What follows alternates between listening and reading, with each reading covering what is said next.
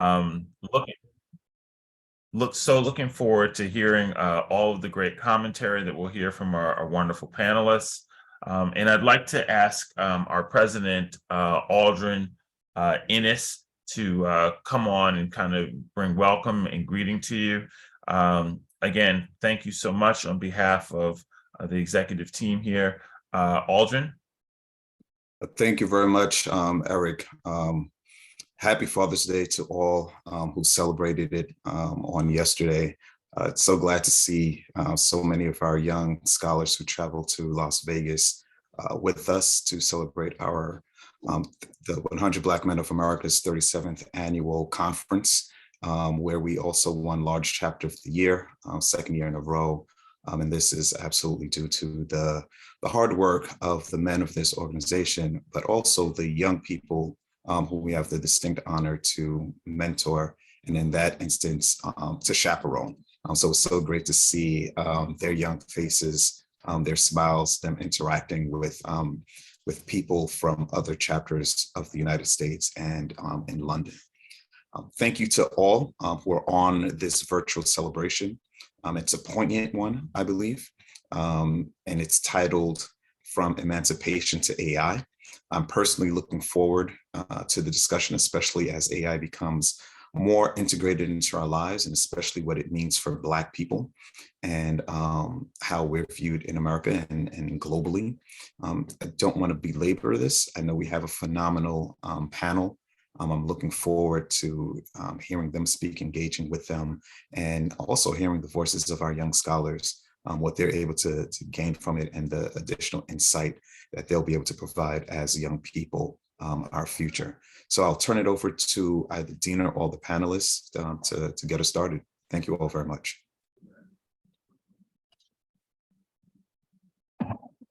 Lift every voice and sing till earth and heaven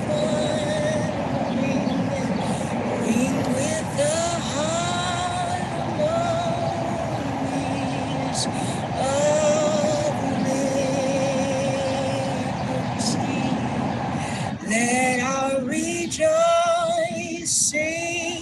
rise highest in listening skies. Let it resound loud as the rolling sea. Sing a song full of the faith that the dark past has taught us. Sing a song full of the hope that the present has brought us. Facing the rising sun of a new day begun. Let us march on till victory is won.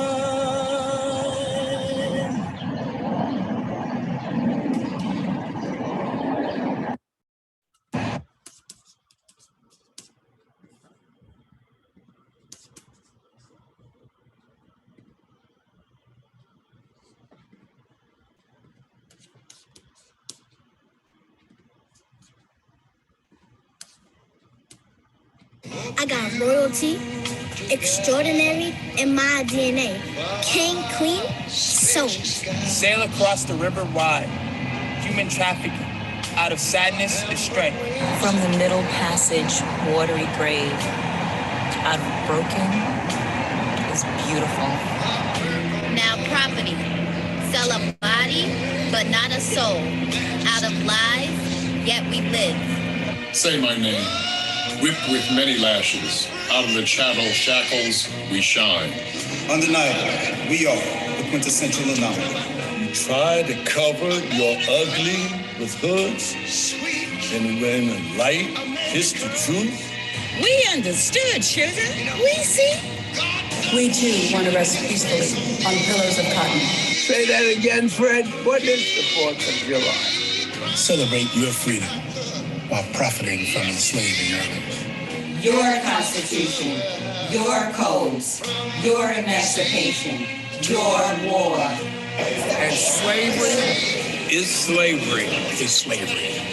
How long does it really take to recognize humanity? 900 days, 2 years, 5 months, 18 days, free at last. Kinda?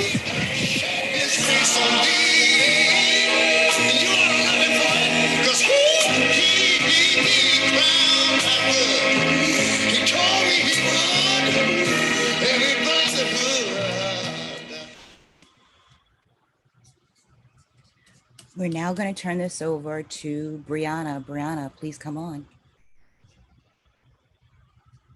Hi, everyone. Again, thank you so much for joining. Given that today is Juneteenth, I wanted to give you guys a little bit of a sort of like lesson on like what Juneteenth really is. So, Juneteenth does mark a pivotal moment when slaves learned of their freedom. And as most people know, the Emancipation Proclamation was issued by President Abraham Lincoln on January 1st, 1863. But what most people don't know is that on this day, there were still up to 250,000 slaves that were still up south, under the sort of the guidance of slave masters. So it wasn't until 2 years later on June 19th, 1865, where Union General Gordon Granger arrived in Galveston, Texas, and he issued General Order Number 3, which officially proclaimed the emancipation of enslaved people in the state. So what this tells me is that it took over 2 years for individuals, or slaves rather, to learn of their freedoms. And, of course, I'm sure that they felt some sort of relief that they were now technically officially considered free. But at the same time, I'm sure they also felt some sort of resentment, because 2 years is a long time. And, of course, they're not going to get those days back. So if you guys don't mind, could you just drop in the chat for me, or even if you want to come off mute and let me know, when did you first learn about Juneteenth? And like when was the first time that you've ever heard of it? I would say it was Young person? Who was that? Young person? Who was that? that was Rajandeep. Okay. I would say last year in my history class, I think it was on a Friday, and that teacher was talking about slavery and how Juneteenth is important to like not just Black people, but overall. Awesome. I see somebody in the chat said decades ago, so they've been woke for a long, long time. And for me personally, I'm not gonna lie, I didn't learn about Juneteenth similar to you when like it sort of became like more nationally recognized, and when it became a federal holiday. And I'm certainly glad to hear that it's involved in some curriculums for now, but I feel like I wouldn't be mad if there was some sort of like universal curriculum that allowed Juneteenth to be taught across the globe. But nonetheless, I just wanted to give you guys a little bit of background information on that. And again, on Juneteenth, back in 1865, there were approximately 250,000 Black people that were freed. And it reminds us that for the most part, we are now more or less free. Now we're going to turn this over to Lamim to introduce our panelists. Lamim, you have to come off of, there we go. Good morning, everyone. My name is Lamine Kone.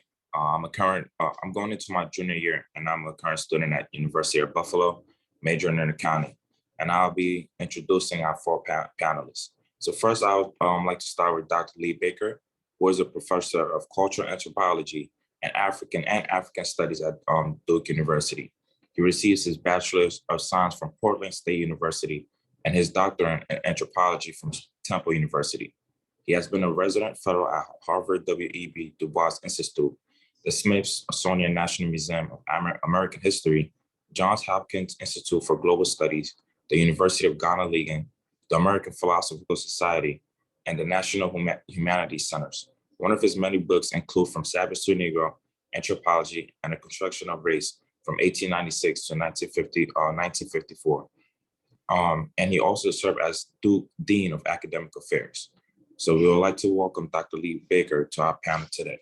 Next, I'll go into Mr. Petrus Fortune, who attended his undergraduate, who received his Bachelor's of Art from Syracuse University and his graduate Master's of Art at City College of New York and his Master's of Science at Fordham University. And he is also a part of Omega Psi Phi. And as for his career, he has That's been mega sci-fi. I don't want President Ennis to come and get you. Pardon me, I go to University at Buffalo, so I'm not very well educated on the Black fraternities, but I would love, of course, to learn about it if anybody is willing to teach me about it. And he's for his professional career, he has been a teacher for 30 years, and he is a teacher. He has taught AP World, African American Studies, and Civil Spirit, and Law and Global. And next, I'd also like to go into the next panelist, Mr. Ken Williams. Mr. Ken is an accomplished technology subject matter expert, having held engineering, sales, marketing, and business development position with Qualcomm, TDK, APCOS, and Bell Communication Research. He holds a bachelor's in electrical engineering and also economics from Syracuse University and a master's in electrical engineering from Stevens Institute of Technology. And lastly, we have Dr. Maurice Franklin, who has a very diverse background. He is from Oklahoma, native all Black towns. He's also from Creek Freedman and a descendant of Tulsa Massacre victim. He is a professor of public policy and public administration, and he is also a member of Manhattan Community Board 10. And he is also an award-winning journalist. Please, let's give a warm welcome to our 4 panelists for today, for Juneteenth. Thank you. Back to you, Bree. Awesome. Thank you, Lamine, for such a wonderful introduction to our amazing panelists. Again, we would like to thank you all for being here. And we just wanted to give you a couple of questions on sort of Juneteenth, shift a little bit to sort of that AI space. And yeah. So for the first question, we wanted to know, what does Juneteenth mean to you?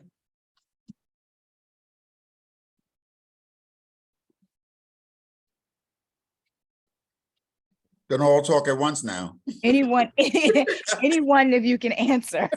I'll go ahead and start. And first of all, this is such an honor. I did quite a few Juneteenth lectures last year for the city of New York, but this one is really special because it's not involving adults. It's our students and our youth and our future. So I'm excited to be a part of this panel. As I just wanted to briefly say that I am a Franklin Professor Baker. Donald Franklin is my cousin. And so I wanted to throw that in there to you, and a dear cousin. What it means to me, Juneteenth is a way of life. You know, I'm native Oklahoma. I don't ever remember not celebrating Juneteenth. I was born into it. The slide that I was going to share was the slide of my great-great-grandfather, which on the back of the Dawes census card, where it said who the family that enslaved him. So for me, you know, I'm still close. You know, I'm less than 100 years away from Juneteenth as a living person. And so for me, and for my family, Juneteenth is a celebration. We very much begin our Juneteenth celebrations with the Negro National Anthem. We very much begin it with a pouring of libations and calling of our ancestors' names. We very much remember those individuals in our family who were enslaved and tortured. And so, so we're living still, you know, and sharing that legacy. You know, it's about the culture of food. It is about, you know, the culture of our faith. It is about, you know, understanding our connections to Africa. All of those things, you know, we very much invite our ancestors into the space on a daily basis. For many of us, we're still living in sort of that Pan-African, you know, sort of a Ifa or Yoruba mixed with Christianity faith in my family. My families are still celebrating the ancestors if they never left. And so for me, Juneteenth is very much a way of life and a celebration. It's not a moment, it's not a parade.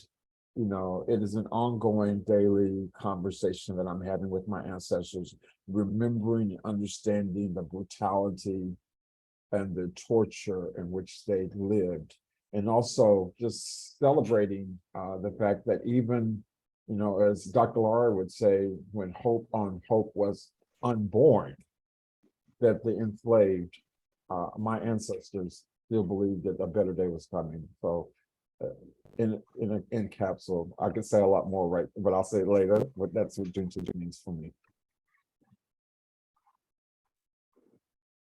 Yeah, I'm so happy, Dr. Franklin, that you mentioned it as a family celebration and as a cultural, almost worldview, and encapsulating it as a family. For me, I was, as a national holiday, I've been a little bit more jaded, perhaps. I was sort of disappointed to hear that many of my relatives don't have the day off. It's a national holiday, but it's a second tier holiday like Columbus Day or and why do we even have a Columbus Day? But anyway, it's not a paid holiday for many people. The other thing is people say, you know, Emancipation and Juneteenth celebrates our freedom. And for me, Emancipation ain't freedom. I mean, we had to fight for our freedom. We have to continue to fight for our freedom. And it's people like Ida B. Wells and Frederick Douglass, all the way through Martin Luther King to people today, Black Lives, the movement for Black Lives, that instantiate what modicums of freedom we have. And so for it to be a second tier national holiday, I think it's great that it is. And, you know, people say it's celebrating our freedom. To me, it's a little bit of a day late and a dollar short for our national holiday. That said, I'm still glad that it is, and I think it recognized a particular moment in time in 2020, and it also represents the power of the executive branch in terms of being able just to sort of declare a national holiday. So I just want to thank you, Dr. Franklin, for leading us off and adding more positive. I'm a little bit more of a cynic when it comes to celebrating it as a national holiday, celebrating our quote unquote freedom, because I don't think passing the 13th Amendment meant freedom for Black people. Dr. Baker, let me just add one thing. I do share your cynicism in terms of the national holiday and sort of the commodification of it, you know, this commercialization of it. I'm really anti that. But I just want to add one other piece of historical information. For those in Texas and Oklahoma who were also Creek enslaved or Chickasaw or Seminole or Cherokee enslaved, of which all of my ancestors in that area were, many of them were not freed until the early 1900s. Oklahoma didn't become a state until 1907. And so for those young people on the listening right now, 1865 did not free everyone. And you know, if we talk about the institutions of slavery, the Native Americans, you know, there were 20,000 in the Oklahoma, Arkansas Indian Territory, as it was called, were still enslaved. They were still enslaved. They weren't free. The natives were calling it like they were trying to civilize this uncivilized group of people, and they called it something different. But so they did enslave. So many of my ancestors were not freed until around 1903. Petrus, Fortune. We can't hear you yet.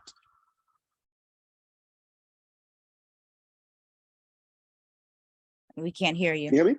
Yes, we can hear you now. Can you hear me now? All right. Yes. Yeah. So Juneteenth to me is really, it's a stage. And that's all I really look at it as a stage of our history, an important stage to understand how much work we have to do.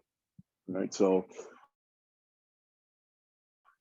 yes, we were free, but were we really free? You still have brothers who were incarcerated, chain gang system going all the way up into the 40s. If I'm not mistaken, it was still over 200,000 who were still enslaved. There's still many who are in jail today.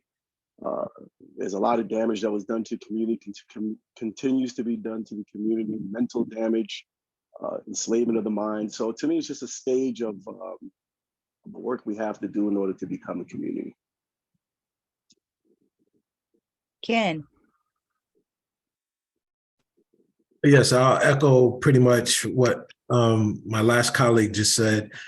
Well, I think that most of the slavery, especially today, is mental. So there are a lot of restrictive laws, but we limit ourselves. I'll just give the example of was told, how do you train an elephant? So when an elephant is a baby, they put a chain around its leg, and the chain is 10 feet, 20 feet. And the elephant, as it tries to pull away from that stake in the ground, and they get pulled back from the chain, they stop, and they get conditioned. And it's said that after like 30 days or so of that training, you can remove the chain and the elephant won't go further than that 10 or 20 feet.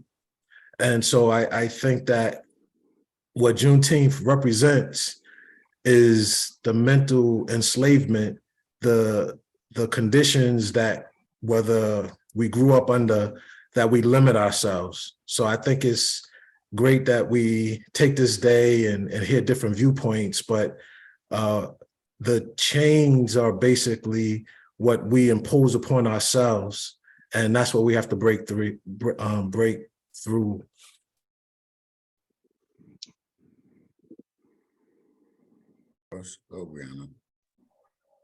All right, thank you, panelists. It was really great to sort of hear like different viewpoints, and I really appreciate you all sort of speaking to more of the not so physical slavery, but sort of like the mental aspect of it as well. That was pretty interesting to hear.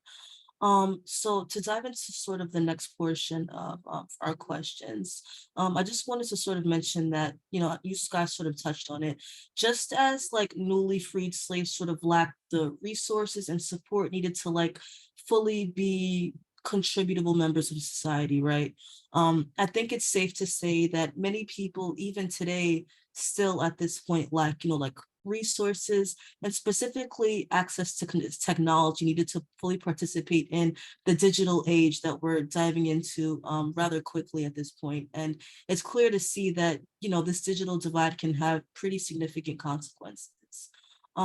So for those of you guys who sort of don't know what AI or artificial intelligence is, this refers to computer software designed to help stimulate human-like thinking, enabling them to perform tasks that typically require human intelligence.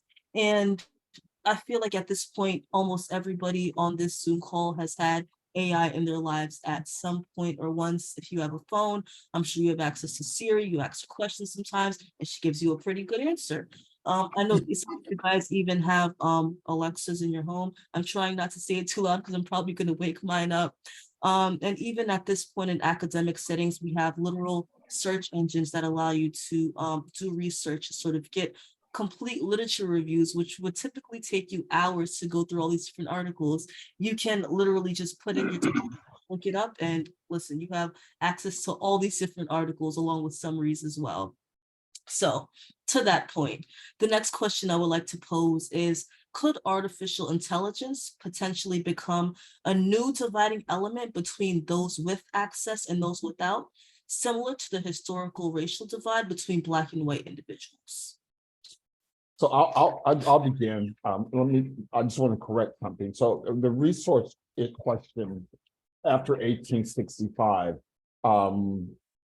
for over 200 years, Black folks that really controlled, in the sense of, as farming, we were the technical experts. And so from 1865 until about 1920, African Americans were beginning sort of generating wealth in the country, within the community. There was a Black bank in Washington, D.C. that millions of dollars were going into. So we were beginning to control our own destiny and wealth.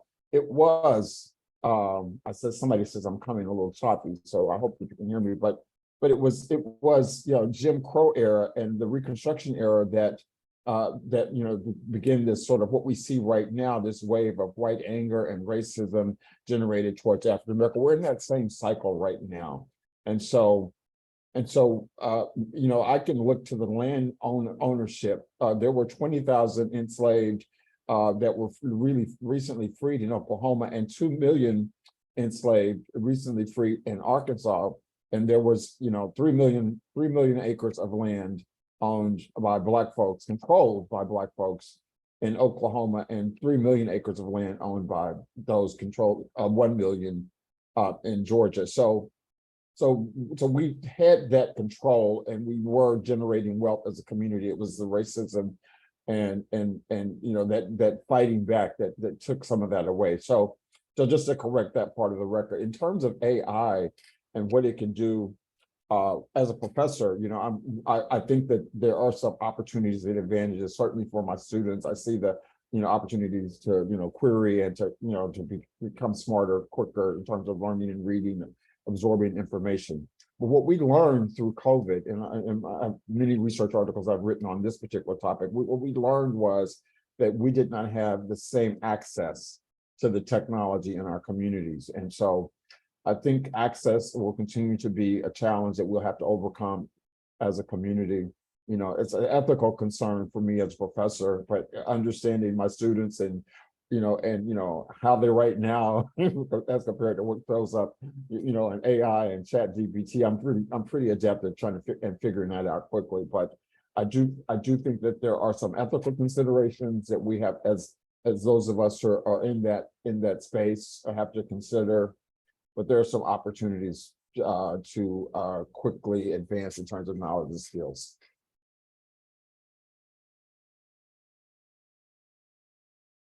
Awesome, thank you. Would anybody like to sort of touch on that question? So I'll give a couple of thoughts. Artificial intelligence, or AGI, artificial general intelligence, is really nothing new. It's just coding. And so what I say to you is that, when you start out in school, you learn addition, you learn subtraction, and those are basic skills, but then you use a calculator. A calculator is similar to the artificial intelligence in that way that is coding. But if I say 1, 2, then most of you will notice the pattern and you'll go 3, 4, and I don't have to say the rest. Or if I go hip and you say hop, computers are not smart. Computers can only do what they're programmed to do. And most people look at Chat GPT, like if you look at some stats, it took YouTube 3.5 years before they got 1 million users. Chat GPT, 5 days before they got 1 million users. So just because people have calculators doesn't make you a mathematician. And just because so many people are using Chat GPT to generate content doesn't mean that, they have advantages that you don't have. So I think that, again, the example that I used in the beginning about how you train an elephant, don't let artificial intelligence, don't let Chat GPT, don't let OpenAI be something that scares you or limits you. Or, Microsoft gave the founder of OpenAI and Chat GPT $10 billion to grow that technology. That $10 billion went to programmers. And I think coding is one of the great equalizers. I teach as part of digital literacy. I have cohorts where I teach coding, but all of us on this panel, we got these different degrees, but coding can be self-taught, and you don't need a degree to be a programmer or a coder to make us a good income. So don't get afraid of these things. Just understand that they're tools, but you need original thought. You need purpose, purposely driven to generate any particular content. That's what I have to say. If I could chime in on this, can you all hear me? I want to make sure you guys can hear me. Can I get a thumbs up? Good. Digital divide is, to me, part of economic divide, which is basically perfectly aligned with Juneteenth, because we're talking about race and racism. And I truly believe race is a camouflage for class warfare, it's a camouflage for classism. You gotta keep in mind where slavery came from. It came specifically meant to maintain a status quo, an economic status quo. Right? It was meant to keep one group down in order to keep another group up and maintain that status quo. Every time we take one step forward, they push us one step back in order to maintain that status quo. All right, so when you look at Mr. Ford, you're looking at some of these other great panelists, all right? You're talking about a class of people, a small class of Black folks who were able to break through and to make it, but it's a very small class. And so the fact is, we're still pushing to break the system. We're still pushing to, how do you say, to advance our community, all right? Economically, mostly economically. Remember, we're a capitalist system, all right? And that capitalist system is a big part of what race is, a big part of what our community is. And we have to keep in mind that we're still struggling, we're still pushing, and that we all have responsibilities, whether you're a professor, whether you're a nurse, whether you're anybody who makes money. You're one of the very few who made it, one of the very few. And if you are not understanding what your history is, if you're not understanding what race is, if you're not understanding how this connects to community and how you have a responsibility to uplift others, all right, that we're never going to keep advancing, all right? Because the idea, and again, we talked about mental slavery, is that we are our worst enemies. We don't know our history. We don't understand what race is. We don't understand our history. We don't understand the reason for slavery, and that it was all meant to maintain a status quo. And that's oftentimes those few who make it, they move away. They don't give back. And that, again, steps us back. And by the way, that's not just here in this country. It's all around the world. Wherever you have an oppressive system, there's always a small group that are allowed to make it. All right, that are allowed to be that kind of a buffer zone to make you feel as if things are moving forward or getting better. But for the majority of us, it's still a struggle. It's still tough. And we all have a responsibility for us to move forward. And so that digital divide is an example of a bigger picture that we're responsible to try to fix, to try to push, to try to fix our system, a broken system that we have to fix. Right? Yeah, let me chime in too. Thank you, Petrus, for mentioning that. And Ken Williams, you're right in terms of it's just a tool or a calculator, but my fear or my hesitation is that so many tools of the capitalist system have further divided us and pushed us through. I mean, in so many ways, capitalism was built on indigenous land and African labor. I mean, just boom, that's it. And then finance debt was a big part of that. So the banks were involved in this as well. And so I can't remember the author, but they talk about the low road capitalism, like just shameless, fearless violence just to make more and more money, particularly once cotton became king. So tobacco was a little bit different than cotton plantations and sugar plantations were just rural work camps. And so even though this might sound a little hyperbolic, but I think you can kind of make the case that AI may be the new cotton gin. I mean, it just might further the exploitation, further profits, and further this pattern of violent exploitation, again, using race to magnify the different class divisions. On the other hand, like you said, coding, what we can get sucked up, and that's the sort of not the magic, but it makes racism such a scavenger ideology because enough of us get connected into the system that you can point to the fact that, oh, there's Black people in there, so it can't be racist, even though it's a capitalist racist system. So what Eduardo Bonasilva and other people say, you can have racism without racist.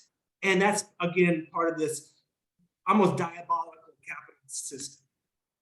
And I guess my fear is AI is going to be one more of these technologies that doesn't shake things up, but just perpetuates these cycles. Hopefully I'm wrong, but that's kind of one of my fears, particularly along the algorithmic things that, because that's just dividing people further and further between Republicans, whites, Blacks. I mean, that sort of division, which there's different theories about that, but it's almost like that's what people want almost. It's called groupishness, but in terms of there's people coming together, but it also then pushes people apart. And AI is spitting that almost out of control.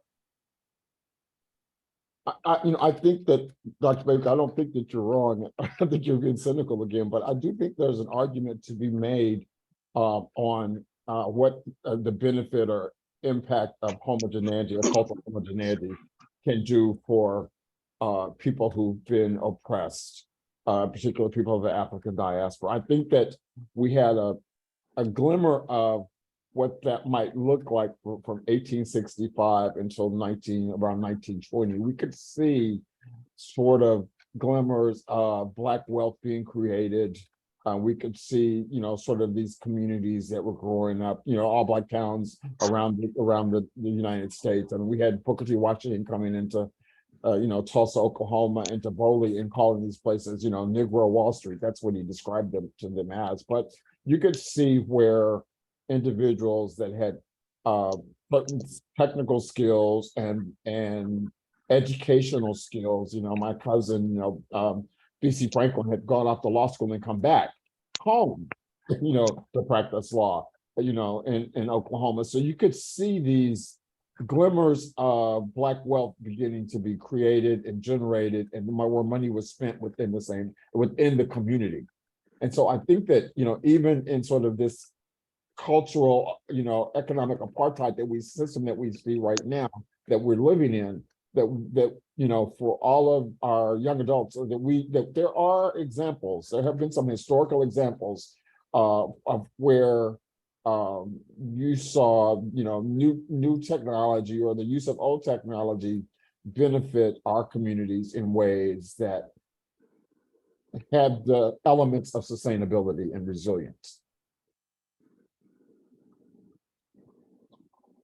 I think that's a good point, Dr. Franklin, but I just want to remember what happened to Black Wall Street. I think a lot of our generational wealth got destroyed during Jim Crow. I think, again, it's that same old adage without history, two steps forward, one step back. Again, it shows that we as young people, or I'm saying we as young people as if I'm young, I'm no longer young, but I look to the young people now to understand that your back are always up against the wall. As long as you have that skin color, your back is always up against the wall, and that you always have to be looking in terms of fourth gear, not second. We can't relax, because every time we take the step, hey, look, we just had a Black president. And what followed the Black president? We had a Donald Trump. This is our history. Two steps forward, they push us back, and that economic divide is part of everything you guys are talking about with this AI divide. Is part of what the big picture is. And that big picture is we will always be kept back if we do not look at ourselves as a community. And if you don't understand what Juneteenth is, you don't understand what it is race is, you don't understand what race is meant to be and what it is to us. And I could go on and on about just race alone. And I think that's the most important thing. I think that no matter what, people have to understand. If you understand history, understand race first. Understand why we're called Black folks. And a lot of people still don't understand that. They believe this is, this thing that we're different people. We're not different. Everybody's the same. There's no such thing as race. It was put on us. It was given to us as a way of saying that you're less than. And now we have to take that skin color and say, no, we could take that and make that as a community. But again, the things that have happened to us in the past, the things that have happened to us since slavery is to constantly look at us in terms of tribals, in terms of different tribes, and not as a community.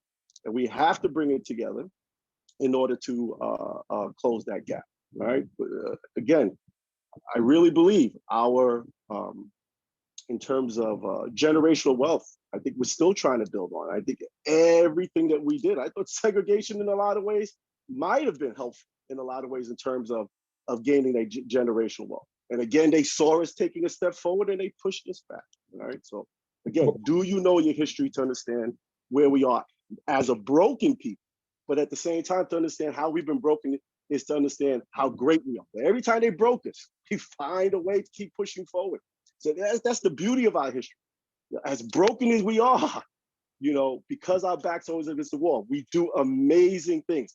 Do you know these great stories? Every time I watch all these great Marvel movies, I think of some of these great stories of what Black folks have done despite all the obstacles.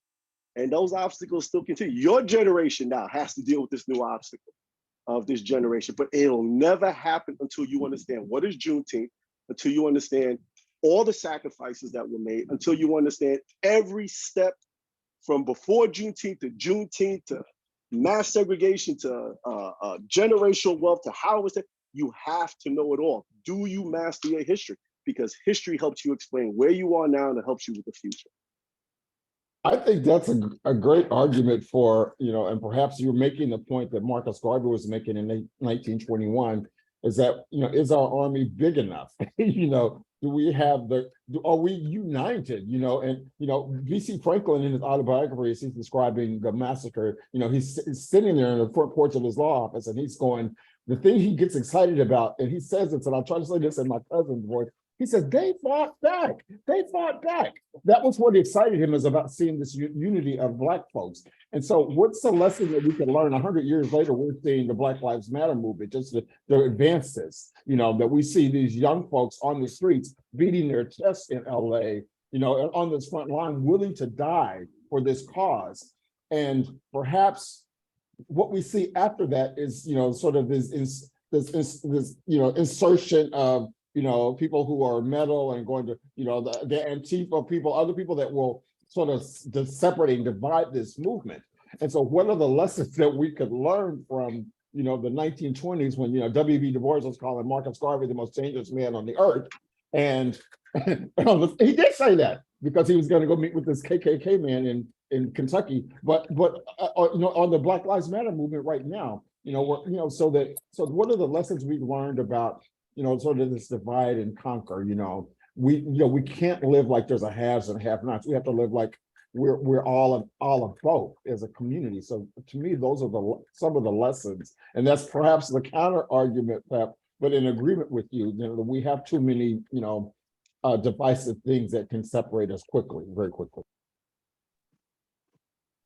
What I'll add is I'm always the optimist. So throughout your life, there's always going to be so many challenges and so many adversities. I know it's said I'm in STEM, I'm in technology. And if I look at the current landscape, less than 5% of Black people are in STEM. So I like to say, instead of us being a small amount, we're the first or we're early adopters. But don't look at any of us here on this panel as anything special. We just stuck with it long enough to find success. So I think today should be a reminder that one person being the first, whether it be Barack Obama or whomever, those people are not really outliers. They're not superheroes. They're not so special, so you think. So anytime you see anyone have any type of, I can tell you personally, I've met several billionaires who really wouldn't look that bright or even are that bright, but they found something that was a market opportunity in a niche, and they have thousands of employees. So forget about all the challenges and adversities. You can lick your wounds for a second, but I would say don't really have this high opinion or high respect for any of us here. Anything that one of us are doing, you could do and you can go further. And I think that's the reminder that you have to have, that, Steve Jobs, when he created Apple, he's passed away so many years ago, but look at the amount of jobs that existed because of one person's vision. And the same, so use technology as a way to scale, as to reach a bigger audience with your ideas. There's 88 keys on the piano, but that doesn't mean that everyone is going to be able to play a song that is going to attract a crowd and attract the audience. And as you learn your history and you learn your identity, that's so important. That gives you the affirmations about yourself that you're not inferior, not less. So, so let each day be a reminder to dream big and to execute big, and just don't have respect for anyone that you think that there's some superhero. They're not smarter than you, they're not better than you, they might have just stuck at it a little bit longer. So that's my message.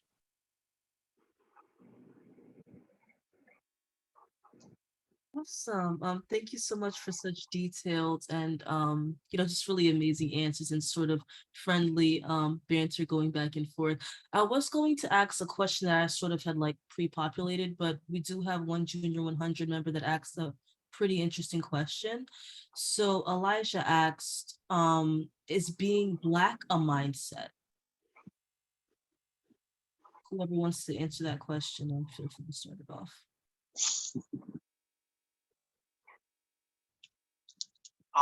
Since I brought up the the whole thing about race, being Black should be a mindset. Right? So I would love to say that in a perfect world, it shouldn't. That we're all human beings. In a perfect world, we should all look at each other as just men and women, but we don't. As a teacher, I've always been a Black teacher. That's always been. Listen, that's the way people look at me because this is the society we're in. If I'm a bad teacher, it's bad because I'm a Black teacher, right? So this is how I'll always be judged. We have to keep that in mind. We can't escape our skin color. And again, I bring up capitalism because capitalism likes to exploit any weaknesses that people have in the community. And if we're not strong as a community, and again, with all the obstacles that we've had in the past, we have to have a mindset of being a community, and that community has to be a Black community. Oftentimes I hear people say, I'm half Black, I'm half white. I know this argument goes on. And I believe that, hey, if you look at the rules of race, the rules of race is one drop of Black blood makes you Black. If they want to use that to say we're inferior, we should use that to say, hey, we are Black folks and we are going to be a community and we're going to move forward as a community. Now, the question I have for you young folks is, do you look at yourself as being Black, and do you look at yourself as a community first, or do you look at yourself as someone who's just trying to get yours first? And that's the question I pose to my young students. And my answer is always that, is you getting yours better for the community, or is you giving back and making a stronger community better for you? And that's my question I always bring to the young folks. And so that I throw out there to you guys. I'm going to jump in because I want to hear what the anthropologist says. Excuse me, I have a question. You said that being just because you're. Oh, so Elijah, we're gonna put your questions inside the chat. We're going to get to a Q&A later where we'll let you jump in. Okay, so I'm sorry. Go ahead, Dr. Franklin. Okay, thank you. So first I'm going to say it's a political and social construct. I would say that. But as a matter of just, for me, what does it mean to be Black? There is, a certain swagger, the way we move, the way we have the conversation, the language, all those various components that that I was born into. The way I use my hands, the way that I or and or thee or get can mean so many different things. The way, the use of the language, all of those things, the food that I eat, collard greens and cornbread and, and okra that I tie back to Africa, all those things are to me a part of my culture and my identity. And for me, that's what makes me uniquely African. I am African. I am an African who was displaced and enslaved through my ancestors and left me in, from, Virginia to Georgia and to Louisiana and the islands of Haiti and Jamaica, all the way to Oklahoma and Arkansas. So, but I identify as, this Pan-African definition. I am African. I'm an African who was displaced in America. Yes, Dr. Franklin, I think that's an important point. And a lot of times people conflate race with culture, and what you were describing, even in your first remarks with your family and the celebration of Juneteenth, is a cultural and heritage celebration of one's identity. That then has, and culture and history and culture and language, birthrights, religion, those cultural realms have nothing to do with race as a social construct. They are part of one's identity, heritage, and history that is different than a social construct called race. But sometimes, particularly this generation, sees race and Blackness as part of their culture, and those two things get conflated. That just complicates racism and race with culture. So it's important to keep these oftentimes overlapping, but nevertheless distinct modalities sort of delineated is the best way I can say it. I think as part of the tribalism I talked about earlier, you have Haitians who don't like Jamaicans, who don't like Trinidad. It's ridiculous. It's ridiculous. It all depends on what boat you were, your ancestors were on. You had to go to the left or to the right. None of that should mean a thing anymore. You come into this country, every country, the idea of race is a little bit different. I'm from Haiti. The idea of race in Haiti is very much about colorism. The idea here is more about black and white. But again, because you have all these different black folks from around the world who come here, oftentimes we become more tribal. But our history is about race. Our culture is about race. Our oppression is about race. And the only thing that's gonna help us survive is for us to look at what race is and use it for our benefit.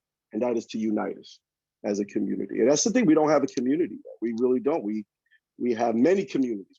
We've yet to bind together in that one community. We have that Pan-African flag. We haven't really tapped in it. And I tell you, if we ever do, we'd be very, very powerful. I mean, I think that it has to articulate beyond, what Randall Robinson was doing with Trans Africa and Dr. Leon Sullivan was doing in the 70s, that there are vehicles and there have been tools that have been created, and many of them sometimes have been so highly technical or academic that they've not necessarily garnered the kind of support to reach all of our community. So and we don't really spend a lot of time talking about the devastating impact that colonialism had on the entire diaspora. So it's, so when you describe, what happens in Haiti and around colorism, those are very similar examples of how colorism, worked, in the early 1900s, the beginning of the 20th century, excuse me, in the US. I mean, so it's not different. It's the same. It's the impact of colonialism and institutional racism on creating this system that would continue to divide us. And so I think that we have to fight through that. We have to fight through that. And so we are still struggling, and we have examples of organizations. 100 Black Men is certainly one of those examples that are doing excellent work. And so how do we use our tools and our talent and our skills to as sort of purveyors of culture and knowledge and talent and skills? How do we demonstrate that in ways that break through these systems? And so the systematic oppression is what we're all fighting. Well said. Thank you so much, everyone, for answering that question. If I could just have Elijah, if you want to ask your questions to Petrus, it'd be a great time to do so.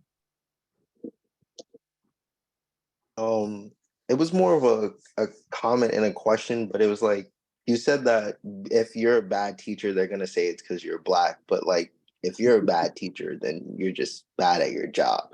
It has nothing to do with what your race is or the color of your skin.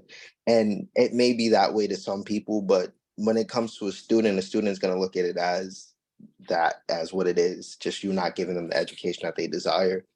And you also mentioned that if you're half Black, half white, the world is going to see that 1% of you still being Black. But if you're white passing, as speaking on like the colorism aspect, if you're white passing in a place like Buffalo or like somewhere upstate or something, they're not going to see your Black side. They're just going to see you as this white passing man, unless you tell them that you are of a Black descendant.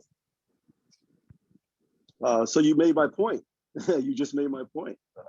I have cousins who are very fair and they've passed as white, and more power to them. As far as I'm concerned, they're white. If you pass and no one knows, that's the way people perceive you. That's the perception of race.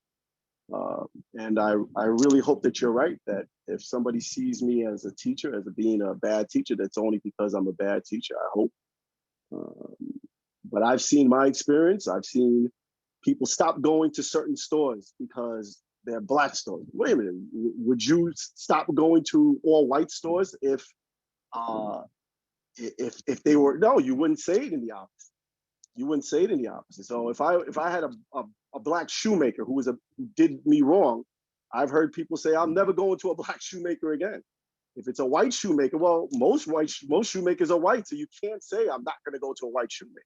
So this is why we're always held to a high standard, because people will always look at us first as being Black. And Elijah, I hope you're right. I hope, and again, your generation, I teach your generation all the time. I teach high school students. I remember at one point I could not get an African American class because I had your generation telling me, oh, well, racism is dead. There's no more racism. It's the fortune, Well, and then you had Obama, and then everyone said, well, everything is fine. It'll never, But basically, what happened? You got a Black president. Did things get better, or did all of that racism that's been hidden under rocks, did it come out? Did it seep out? It did. It's there. It's always hidden. The enemy is always there, brother. It's always there. And so therefore, we always have to be on guard. And again, you cannot escape your skin color. As long as we're in a capitalist society where people are looking to exploit you, if they could find that exploitation, they will do it. And if they see a crack in our armor as a community, and there's a lot of cracks, we are exploited. All right, because of it. And so therefore we always have to be on guard. And I hope you're right. Maybe I am. My generation tends to be a little thinking too much about race. No doubt. Listen, I grew up in the 60s and 70s, so that's all we thought about was race. Your generation will make my generation better because you'll rein me in. And I appreciate that. But my generation will always tell you, stay on guard if we want to take that next step forward. And that next step forward is to give back and remember you are part of a bigger picture, a part of a community. I wanted to make a comment, but not so much. I think that it's been covered very well about being Black is more so a mindset. And if you're able to pass, then, and that's what you want to do, you can do. But I don't want it to go without us talking about the opportunities that are available to us in technology, so that we change our mindset. So as an example, first, let me say, I'm not giving any investment advice. Let me say that. But so often as Black people, we're the consumers. So in 2000, when the iPod came out as an MP3 player, it didn't invent the category. It cost $399, $400. And so often we're, as Black people as a community, we're consumers of these products. But if you had in addition to spending $400 to buy that iPod, if you had bought $400 in Apple stock, it would be worth $500,000 today. So ChatGPT is creating new companies, a company, NVIDIA, that makes the graphics card or the GPU graphics processor, $10,000 invested in ChatGPT. In NVIDIA in 2010, just 13 years ago, will be worth $1.1 million today. So these disruptive technologies, so I'm saying the advantage that you have, you as young people, you know what you like, you know what's the wave. And so if you like an iPhone and you have an iPhone and you look around and you got a bunch of friends getting iPhones, purchase as a consumer, but maybe consider investing in that. Look at the opportunities to invest. And if you're, you go to Amazon and you order a laptop, or you go to Best Buy and pay attention to the components that are inside. Is it an Intel processor? Does it have an NVIDIA? Does it have MediaTek? And when you're looking at these things, instead of just being the consumer, you can be the investor and silently acquire wealth. So I think that, and somebody had also put in the chat, should artists like Bob Marley or Rick Ross or whomever, should they be a role model? I think that the cultural taste that we like is one thing, but unless I want to be a music artist, they should not be my role model. You have to define, and using history as an example, like I said, to be what you want, but a role model should be the career that the trajectory of the career that you're aspiring to. Otherwise, those people are just salespersons, but so that's what I wanted to say on that topic. Let me add that if you could invest in all of the technology and whatever the next major boom that would be like Silicon Valley or Prohibition that would bring you generational wealth to your family, but if you have no social conscious or no construct of what your obligation might be to the community, you are of no value to us as people of African diaspora. I'll just tell you that. You're not. If it's not centered, and you have no cultural conscience, and then you might as well be passing. And that, as far as I'm concerned, now the idea of passing to me, and I have generations in my family now who are one generation away from that, and I have my grandfather on my mom's side was his generations passed, but if you don't have any social conscience or understanding of sort of what slavery did to our communities and how it created that sort of construct, then because it was a bastardized system that involved rape for many of us, and so if you're missing the point, and so there's lots of articles written about passing and its devastating impact on our community. I would probably add that in some ways there were people that passed who certainly understood their value, and they didn't pass. They used the complexion and their melanin to advance and to help our community. We see examples of that with the founding of the NAACP and other fraternities and sororities, and the Divine Nine and many. So I don't want us to think that passing is absolves us of any obligation to our community, or that it changes our identity in such a way that we can consider ourselves no longer African or Black, or in sort of the cultural context. So I caution. So for me, that's a caution and a red flag to spend too much time talking about passing. Awesome. Thank you so much for answering that question. I feel like it's so interesting because everyone has such like different perspectives on sort of how we can sort of move forward as a race. So I'm excited to see what we do in the next couple of decades, centuries, stuff like that. So sort of just bring it back to our last question in regards to sort of like artificial intelligence. I know that we had one comment in the chat stating that the app's use of AI as a business, commercial, and wealth building tool by people of color will further divide like the AI, it'll further create that digital divide. So I guess sort of trying to look on a brighter note or a more optimistic note, the question I would like to pose is, how can we leverage AI to address systemic inequalities and social justice?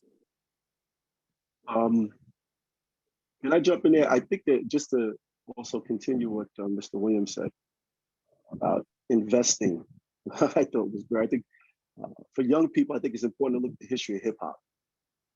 You want to see how something starts as a community building. Right? I mean, they devastated. I came from the Bronx. I was there when it all happened. Bronx was devastated. Young kids had no dance classes. They had no music classes. The economy was ripped apart. I used to ride my bike through the South Bronx, burnt out building after burnt out building. And these kids took nothing and made something out of it. Now, if you told me it'd be $1 billion industry today, I'd have told you were crazy. They did. They took it and they made something out of it. But as they build it up, we saw how we lost our way again because of the almighty dollar. So the idea is, no matter where you go, yes, definitely invest, definitely get ahead of it. But the question is, if you don't bring it back to the community, all right, you could take something great and turn it just into individual thing. And if you look at hip hop today, one might say that as good it is first economically, culturally, it might have taken a step back in terms of us as being world leaders. All right, and I say this in terms of world leaders because we come back to the N word. Should I use the N word? And yeah, it might sound like a great idea, you know, in this country, you know, maybe in local terms to say, well, you know, I want to uplift myself. But then if you remember that hip hop is international, and I want to take it into another country. Does a brother in France want to call himself a nigga? Does a brother in Africa want to call himself a nigga? Do you understand what I'm saying? So we take one thing and then sometimes we get lost in it because of the almighty dollar. So the idea is we are trendsetters. I tell my students, go out, look at what we're starting, look at what we're doing. They are eventually, people will make money off of it. Be the first ones to invest in what we do. But always bring it back to the community because the almighty dollar could corrupt us. It could take a positive and turn into a negative. Yeah, and I'll expand upon that. I mean, I agree with everything my colleague had just said, 100%. How, as a community, we've benefited from technology, right? So the 40s, the 50s, the 60s required, you know, 10-piece bands. You had to have know how to play an instrument and you had to really know how to sing. And now, because of technology, you don't have to be a great singer, and you don't need a whole band to follow you. And so the fees that they're getting. So if you look at the 50 years of the growth of hip hop, is greatly expanded because of technology. You know, if you had to carry vinyl records, and then it went to, you know, cassette tapes and then CDs, and now it's streaming, and that you have the audience is you know, so vast. So now what, again, artificial intelligence, or let's say predictive coding, you know, that's something that can anticipate what you might like, you know. So in the 40s, 50s, and 60s, there were mainly 3 or 4 broadcast channels before it was cable. And you had huge audiences just watching just those 3 networks. Now, because of streaming, we have unlimited channels and content. So that means that, you know, you can start a podcast, you could do something to generate content, and your startup costs are small, and you can reach a vast audience. But to go what my colleagues are saying, to bring it, use your strength, use our connection to the culture, understand the purpose that we're purposely driven, so that when you become these Rick Ross and so forth, that you hire Black accountants, Black lawyers, and we create these whole ecosystems. So what happens so far, oftentimes, and look at the example of like LeBron James, he made sure that his surrounding team were all from his community. So look at other ways to support one another when someone else is having that success. Find a way to contribute to their success. And I think that's what we want to do, and use that cultural identity and connection. Predictive behavior will indicate, you know, how future outcomes will occur. The example that you brought up of LeBron James is, you know, that he was, you know, born into and raised in a culture and accurate around community and support of each other. So therefore, what he's done is an example is a great example. Here in New York City, just this year, enrollment and future enrollment at Cypress High School, there were only 2 African Americans in the next class that's enrolled for freshmen into that high school. So to me, that's an example of a negative example of the impact of technology on our future generations. What can we do as members of 100 and those of us in the community is that, the idea of coding and creating, or demanding that, our public resources are spent to educate for these coding classes in our community. I do think that we're going to have to use public policy as a tool to ensure that our next generations are educated, and that if public policy is not, we can't use it in that way, then we're going to have to start going to private industry and for those individuals in our community who have the kind of resources that can help us with sort of advancing sort of with these future trends in technology, that we're training our future generations so that they're prepared and able to compete at the same level, and that they were incubating these kinds of opportunities within our own community. We have to do that. We can have a Silicon Valley here in Harlem. We do have one now, but we need to be making sure that Silicon Valley is a for us, by us model, that the pipeline of people participating in that and that are benefiting from that look like us. Those are to me examples of how we create new systems and develop new models, innovative models, to make sure that we are competing at the same level in our community. I don't want to go against my colleague, but I'm off a different opinion. What I want to say is nobody is coming to save us. Don't rely on the city, the government, a politician. All we got is us, and it's enough. So I think Valone is on this call. I can tell you in 2020, I started, and it was during COVID, I started offering coding as a cohort. It was 10 people offering coding in 2020. Valone signed up and he was spending 4 hours a week.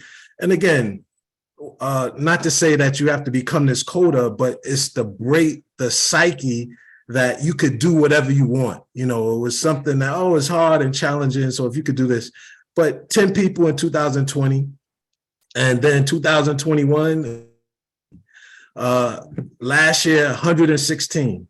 This year, it'll be over 250 students that we'll be able to reach.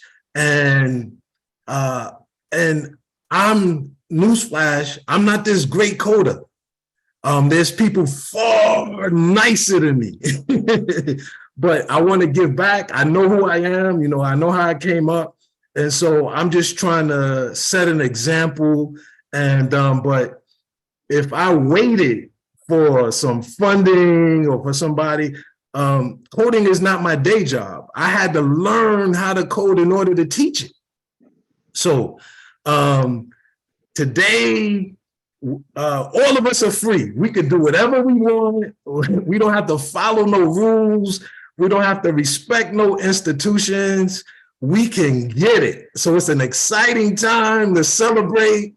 All the other stuff just understands how hard we might have to work, but that's okay. We get it out the mud, and it's all good. Like, get addicted to winning, and I'm telling you, we can win together.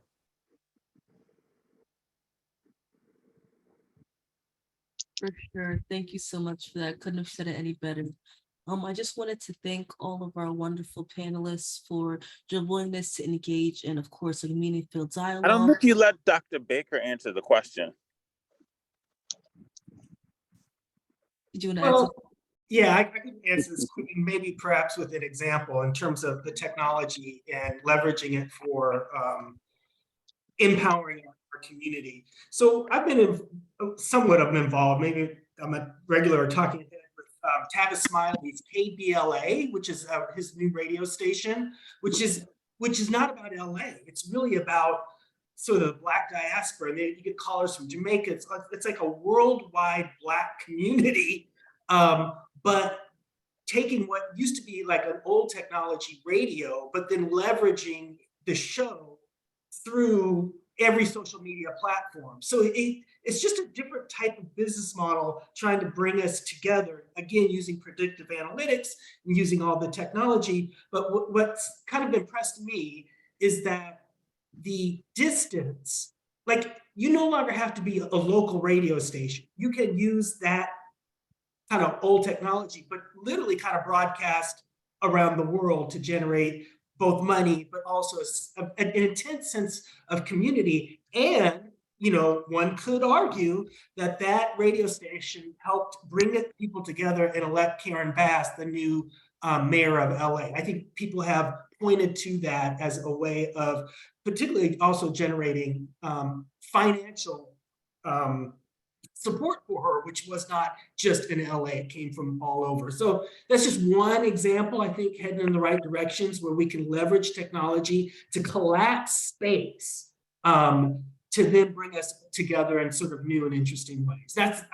I'm not a paid spokesperson for Tavis Smiley at all, but I'm just saying, I've just kind of been kind of wowed and awed in the way he and his on-show hosts are leveraging technology to bring in a community that's bigger than LA.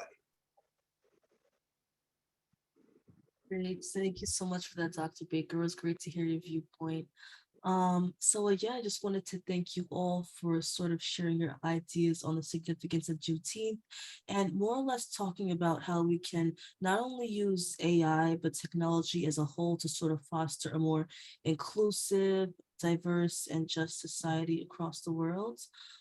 So I would like to open it up to the audience now. You can either type in the chat or you can unmute yourself. It looks like we have time for about 2 questions. Raise your hand before talking, please. Raise your hand and then we will spotlight you. We don't want everybody to talk at one time. So if you have a question, you can raise your hand now.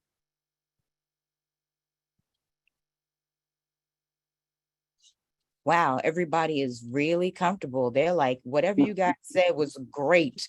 Okay, There's so a hand up now. we do have one. I see Hal. Hal, you got to come on camera.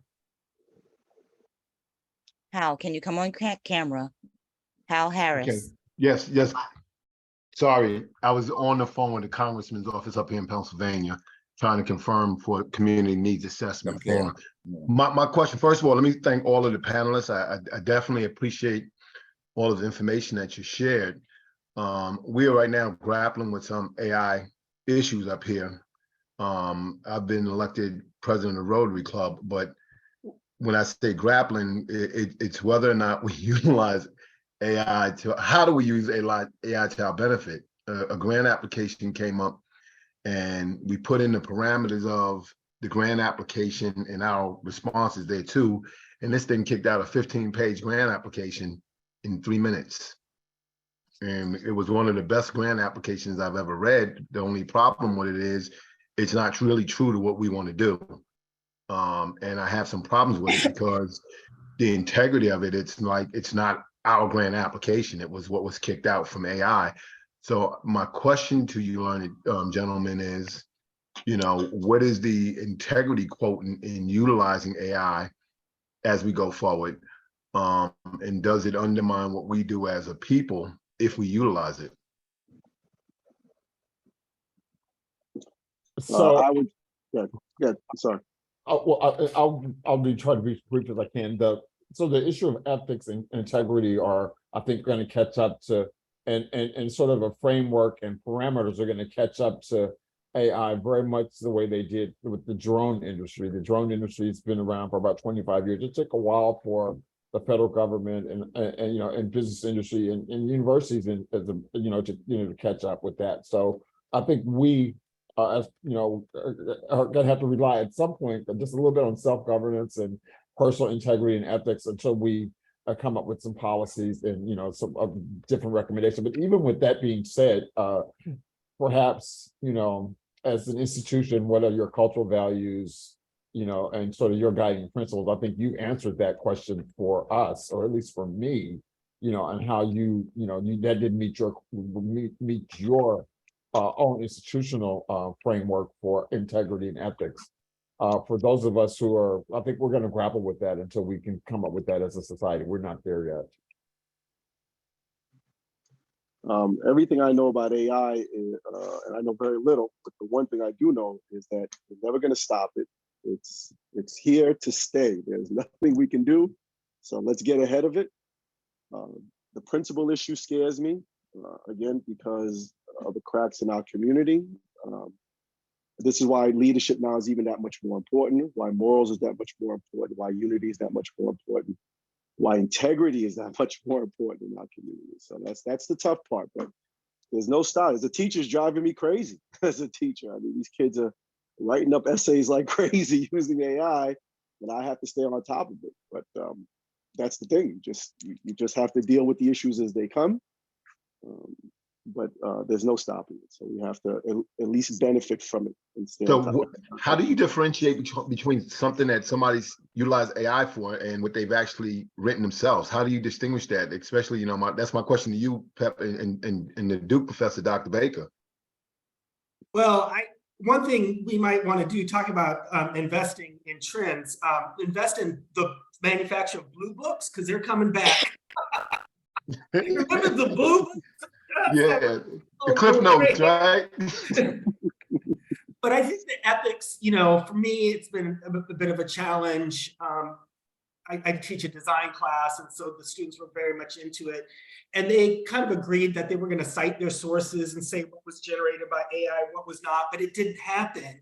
And then their team members got frustrated. So then the team members are fact checking, and it became like the students themselves kind of ended up policing themselves in an interesting kind of way, but it was not useful. It caused more kind of harm, and it was kind of a mess. But I think what Dr. Franklin was talking about is we will be walking into some of these ethics. I don't think it's here right now, but it was kind of encouraging to see some of the students kind of policing themselves or self-governing themselves in the space.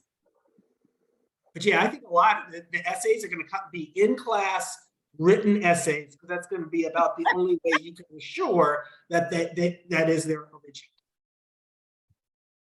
If I could just do a piggyback question, do you gentlemen think it should be regulated by Congress and or the U.S. Senate? Okay, we have one more question within the Hal. Thank you so much. Thank you so much. Thank you. I don't see any more hands raised, but I do see a question from, oh, there we go. Question just got populated. Brianna. So we can go from, I believe that they kind of answered your question. Are you satisfied with that answer, Eric, when it comes to responsibility of schools and universities regarding Black history / AI?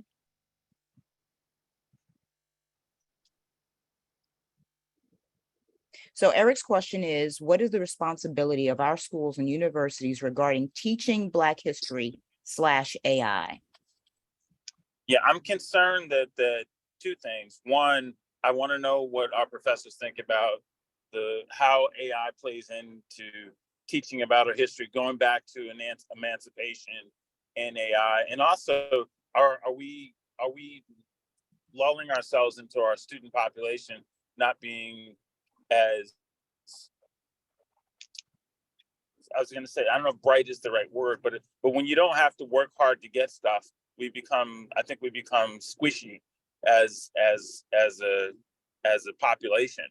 I mean, some might say lazy, squishy, right? And I worry about how AI makes things so easy that you don't have to work hard. And I grew up believing, sometimes the hard way is the easy way. You work hard to learn how to do something, then it's easier later on. The front end might be difficult, but the back end is good for you. And people say even slavery and all that stuff that we went through as a nation of people, that gave many Black people skill sets and insights into industry. I mean, the other groups unfortunately capitalized on, but still the skill set and the information was important. And I wonder if we lose that stuff with AI, when computers now generate all the answers or potentially generate the answers? And do we get a lazy student population because we have computers that will do a lot of the work? So that's kind of where I was driving at. So from an academic perspective at the university level, all professors are kind of responsible for their own syllabus, and so I do, and so they come to that from their own cultural and academic perspectives. And I'm not saying that I'm not saying that's good. I actually don't think that's good at all. But as an African American professor, in public policy space, who also is the ethics professor at the university, as I sit in on faculty meetings, I'm always talking about, our opportunities to make sure that we're including more, as a part of our rigor, that we're including more voices who don't necessarily look like us. And so, I do my very best to make sure that, particularly at my university is 93%. Latinx and African American, making sure that those voices that are part of sort of my academic literature, that they're seeing people that look like them. And so I think that as professors, Dr. Baker may have a different offer, but I think that as a professor, that's the best I can offer, is to make sure that I'm bringing a diversity of voices to my students so that they're seeing people who look like them in this field, and have the opportunity to sort of begin to embrace their own identity and culture in this space as practitioners and as potential academics. History as a whole is having issues today. Everybody has their version of their history. My challenge to the next generation is, where's the history in our community? You're not going to ever have history affect the community when a kid first learns his history as a high schooler. It has to be as young kids. And so really, you really have to start having programs for young kids to start learning about their history before they're in second grade, and really just inundating them and then making them masters of their history by the time they get to college, master their history. So it has to be us controlling our history and how we teach our kids with our control of AI, and how we perceive ourselves, and that history should be from how we perceive ourselves to how they perceive themselves. I'll add on and just say that understand again that computers are not smart. It's people who are smart. Any program is written by another individual, and even when you talk about this artificial general intelligence, where the knowledge-based programs are predictive and then they could start creating new programs. I think the challenge is going to be really, to my three colleagues that actually teach, the questions that are being asked. So so in my line of work, there's a big difference between business development and account management. So if an account is already generating revenue, it's easier to maintain that. But when you start at zero and you got to get that first order, you have to really think outside the box. You got to be innovative. So we have so many things in life that are not solved. So if you go to ChatGPT and you say, what treatment can I do for this form of cancer? That's going to have a 90% effective rate. And so you could go to any ChatGPT all day long, and it's not going to give you the answer because it's not solved. So I think that we have to change the way that we are teaching our young people, and that we have to start saying, let me give you a basis for what you're learning so you have the tools, but let me start asking questions that are not answered. And then that's what's going to really get you the original thought, because it doesn't exist. So just remember that everything that's programmed is, and especially in today's world where the facts are often dimmed by popular opinion, so if the lie is a better story than the truth, then people will believe the lie. So, I just think that we just have to understand what these tools can do and understand that they're limited, and then we play to our strengths. I think that's a really important point, Ken, is that, in the design world or in this commuter stuff, that a good story that's more popular can actually squeeze out the truth. And the truth itself is not a stakeholder in design, because if it's just about clicks or money or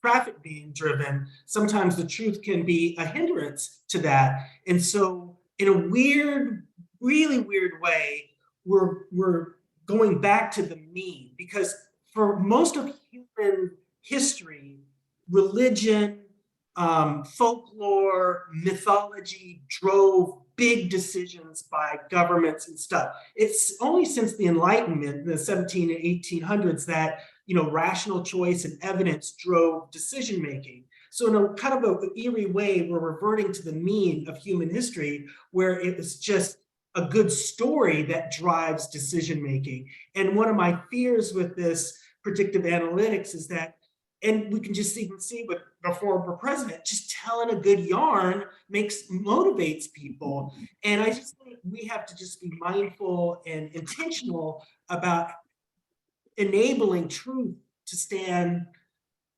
for democracy. And I mean, that sounds a little bit out there, or big, but I think with AI, we have to really, really dial in on, what is truth, what is evidence, and use evidence-based thinking to drive decisions. Because I think you nailed it, Ken. Like the truth, it could be pushed out by what's popular. So we're going to have our very last question to come from our first Vice President, Rob Brown.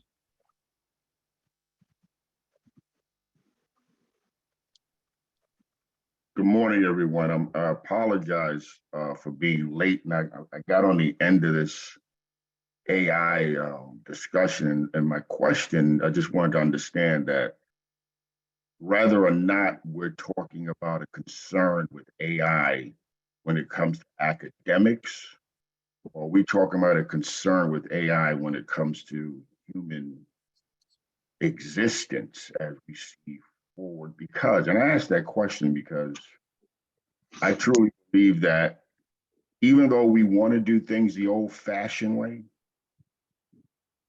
the world is predicated on doing things the new and exciting way, no matter what generation you look at. And I truly believe that our children, if that's the course you guys are speaking about, that they should become as versed in AI as possible. There are going to be those that are dependent on AI for academic things that kids are going to be dependent on it for music, or kids are going to be dependent on it just for whatever reasons. But I don't think that we as a community should ever stagnate our children with learning the best way to do things in the generation in which they live. I understand there's a concern if you're a professor or a high school teacher that the kid is turning in something that he really did not do.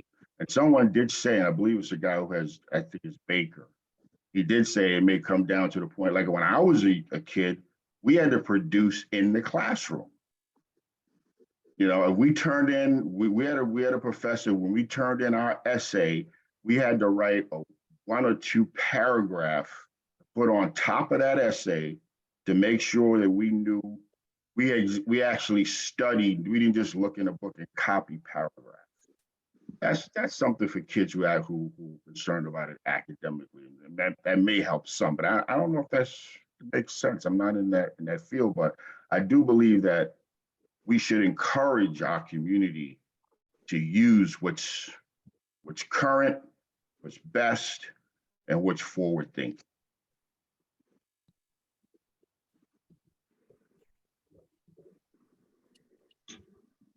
Anyone? Anyone want to expound on that? If no one wants to expound, Brianna. Awesome. Thank you so much to our panelists.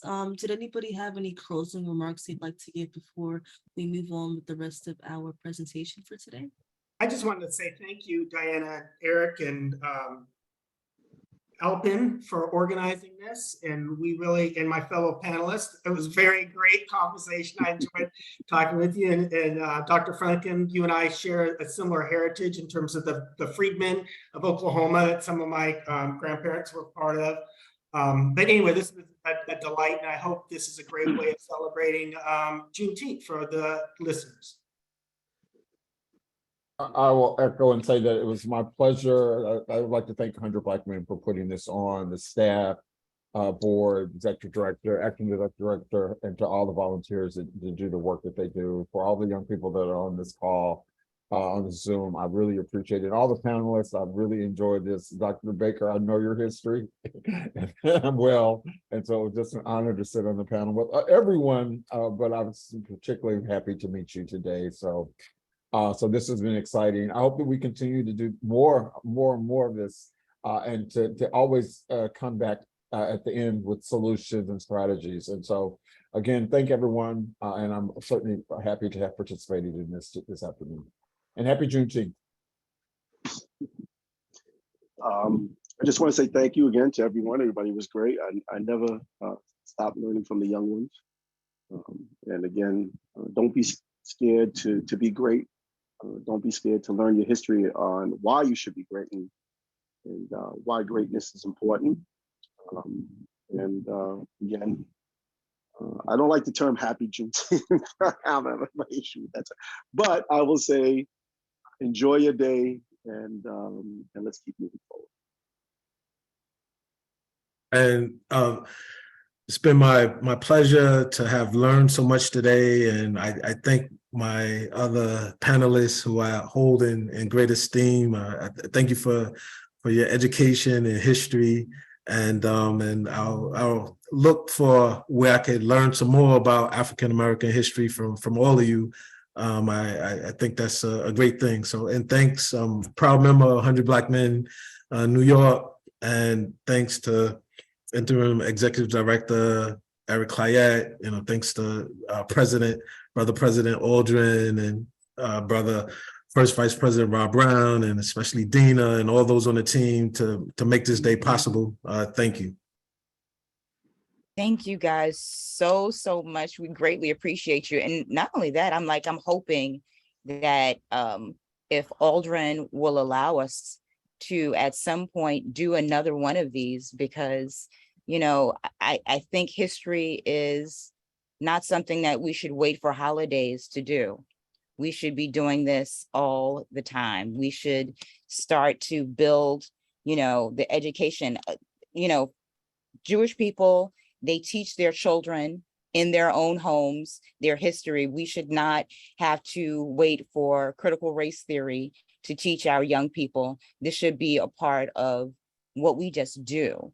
Right. I want to jump in real quickly. We could do this quarterly as part of our civic engagement, that we're talking about things that happen in our communities, that we don't wait just because it's election day to talk about voting. We don't wait until Martin Luther King Day to talk about who our Black leaders are. We shouldn't have to wait till Juneteenth to learn. And I agree with Brianna that growing up on the East Coast, a lot of us didn't learn about Juneteenth versus the people who lived in the South and the Southwest who grew up with that. And not that it's a bad thing, we just didn't know. And so we have to do better. And as opposed to doing it on the holiday, make it a quarterly thing that we can create and develop 1 or 2 questions and have really good, vibrant discussions about 1 or 2 questions. We can't solve everything every time, but we can do this. Yes. And just so you guys know that was George Bellinger, who handles so much when it comes to our voter stuff. So right now he thinks that his t-shirt was the best because that was a t-shirt that says vote for you. Well, I say that my t-shirt was the best because mine says Juneteenth. What?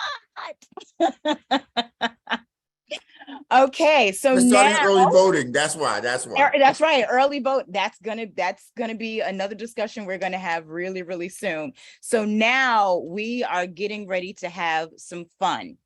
And what this fun is, yes, Petrus, Tina. there's gonna be some fun. Yes, May I just say a couple things before we start having the fun part? absolutely. Where are you? Can you hear Oh, me? your only voice. Yeah, okay, your Yeah. only voice. Okay. Go ahead. So Mhm. one, I want to thank all of the panelists for coming out on behalf of the organization as the interim executive director. I know we took time out of your Monday and your holidays with other folks, and I appreciate it. Lee, good to see you, my friend. I haven't seen you in a long time. Thanks for sharing your wisdom and your thoughtfulness about this topic. Brother Franklin, love hearing your commentary, always, pro-Black in terms of what goes on in Tulsa and the world. I think that is awesome. Pep, thank you so much for, your thoughtfulness and being so pro-African for us as people. And then to my brother, Ken Williams, I also want to say thank you so much. I love your thoughtfulness about AI technology in the role in which we work. And the great thing about having different opinions across the board means that you have more than one person thinking. And I think that is also important for our young people to understand. Just because we don't agree on stuff does not mean that we snuff somebody else's idea out. Having different opinions and thoughts about stuff means that you have more than one person thinking and we can come to consensus, or maybe we don't. But the thought process, the process of thinking becomes important. And I want to say having our talented panelists share all this information is great. And Brianna, it's always great to hear you leading our discussions and being a woman voice in the work that we do. And Lamine, I'm so proud of you and your awesomeness in terms of what you've done in school and the work that you've done. So I just wanted to make sure that we say that before we start having fun. I know that President Ennis is elated to be the leader of this august organization. And we will do more of these things in the future. So I just wanted to kind of put that in. Thanks so much.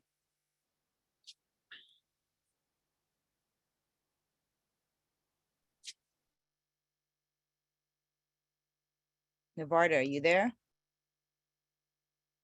So I'm going to set this up for, where are you? I don't see you. There I am. There Hello. you go. There you go. Hello. Okay, so we are getting ready to do and see if everyone was paying attention. Was everyone paying attention? I don't know. I don't know. Okay, so first thing I need is for all young people to make sure that before your name, you can touch on the little 3 dots on the side to change to make sure that it says J-O-H. It needs to say J-O-H. And there's a reason for this. There's a reason for this. We are getting ready to do our Juneteenth Kahoot. And in this Kahoot game, first prize is what, Valone? What is the first prize? Valone? The first prize is an Oculus. No. Oh. The Oculus, the Oculus is first, going to be a drawing. Go ahead. I'm sorry. Yeah, the Oculus is the grand prize, but the first prize is a gift card of $100. And then the second prize? The second prize is $75. And then the third prize? $50. $50. Very good. So all young people, make sure once again, by your name, you put J-O-H Novardo. You still have to do that. Just make sure so that you can qualify for the prize. Shay, make sure you put J-O-H. There's a few others too. Just want to make sure you guys have an opportunity to fairly be a part of this competition. And so I just want to say, years previous, we did not have anything for those who were not young people, but this year, ding, ding, ding, ding, we have something for everyone. Yes, we do. And we are so excited to share with you guys that if you are above the junior 100 age, you will get a gift certificate for, I don't know if you guys have heard of this company, but it's an African-American company, a vegan company who's now officially inside of Harlem, and you'll be getting a gift certificate for $25 to go to Slutty Vegan. Also, we have another gift card for, I don't know if those of you who are real foodies, but there is a company that is from Melvin Boots Johnson, I think is his last name, who beat Bobby Flay. And those of you who are real foodies, you know, that is not easy. And he has a company in Harlem called Harlem Biscuit Company. And we have gift cards for them as well. And lastly, after the game is over, the young people who still remain, your name will be placed on our wheel to win.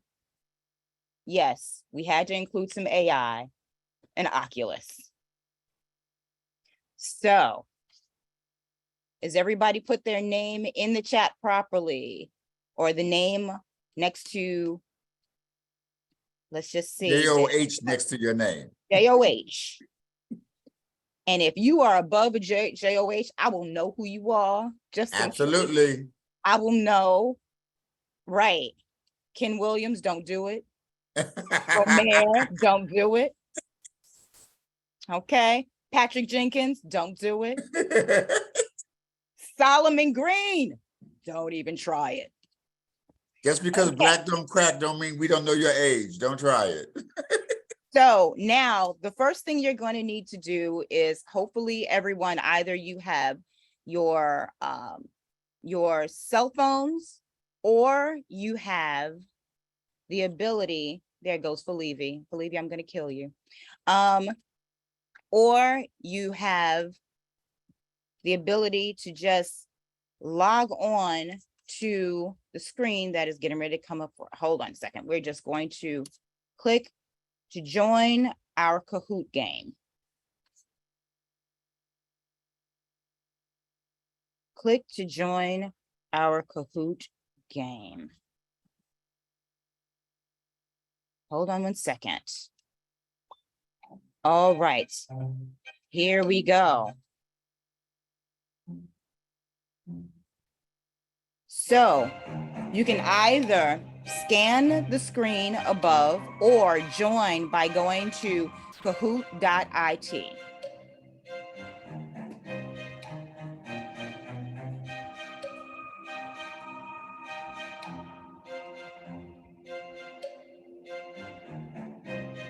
So let me just tell you the rules of this game. The rules of this game are quite fun because it is not only accuracy, but it's accuracy and speed. So the first person to answer the questions correctly are at the top of the leaderboard.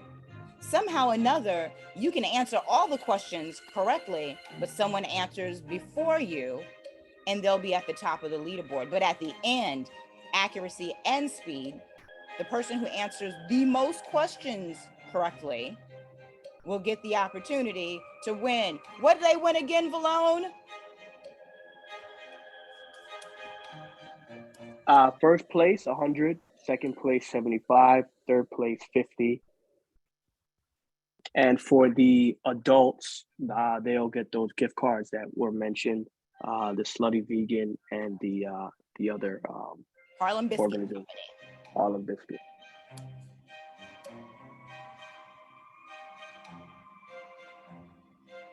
We're gonna give you a little bit more time.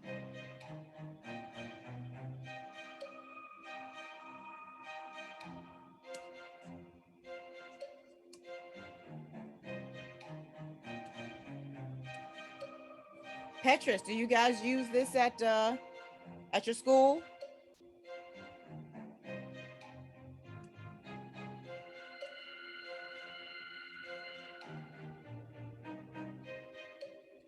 Is Cab, Courtney, Ajayi Bennett? You can win nothing. Oh, poor Courtney, poor Courtney.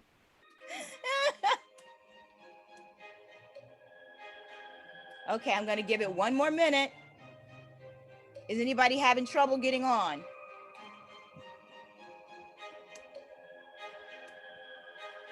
We use this in the genealogy space on Clubhouse all the time to educate individuals. It's so much fun. I'm trying to figure out which one of these characters' pictures I love the best.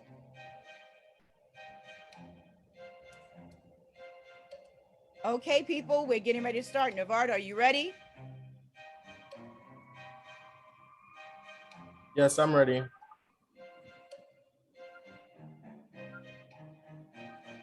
Okay, that's a nice group of people. We got 23.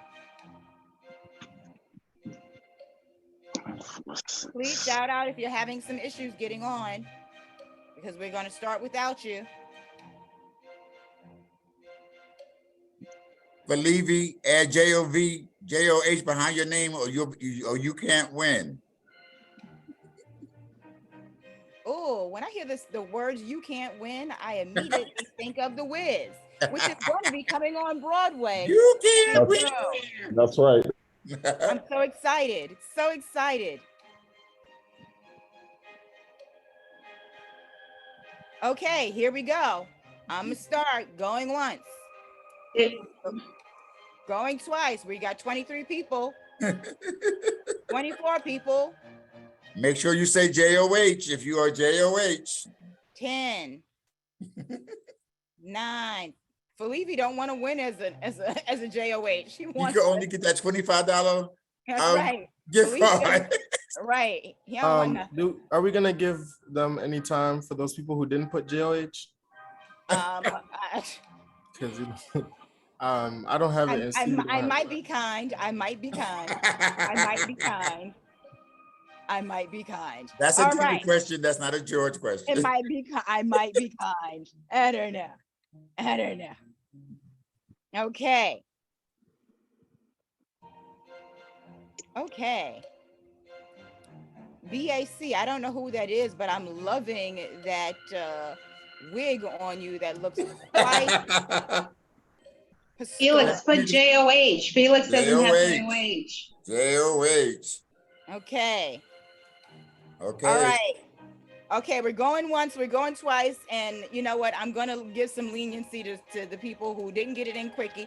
26, 10, 9, 8, 7, 6, 5, 4, 3, 2, and 1.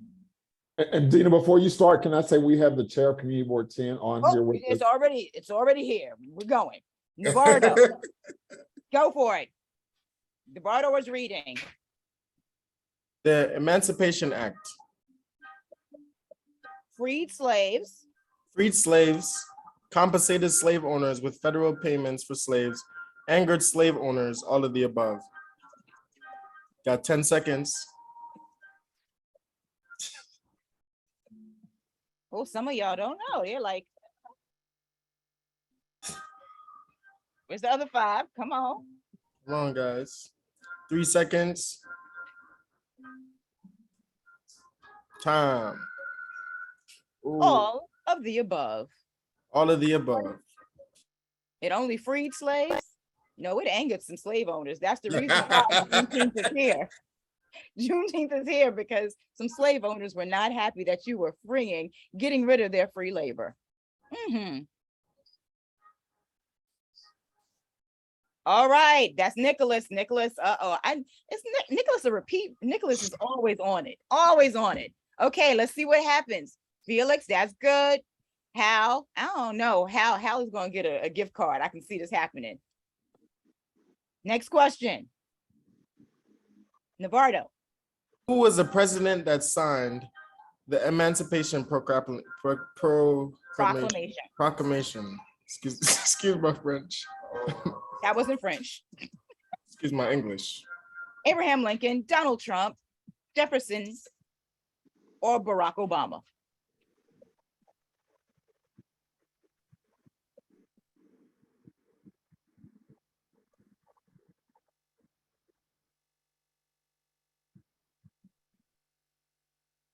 Very good. Very good.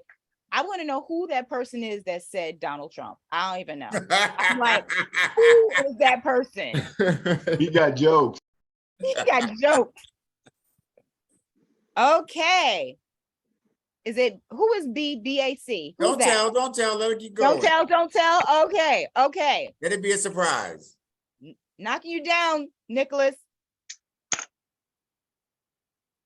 What state on June 18th, 1867 was finally forced to end slavery? 1865. 1865. Miami, Florida, Alabama, none of the above.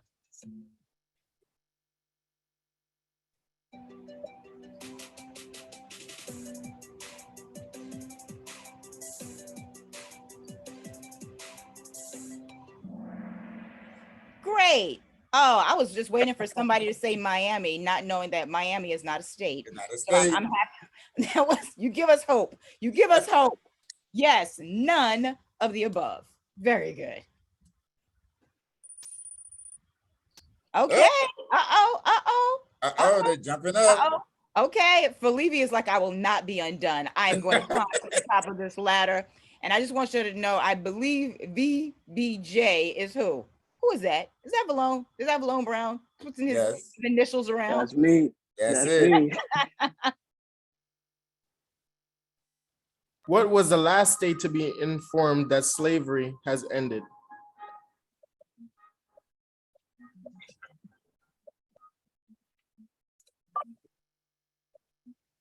That sentence is not a good sentence.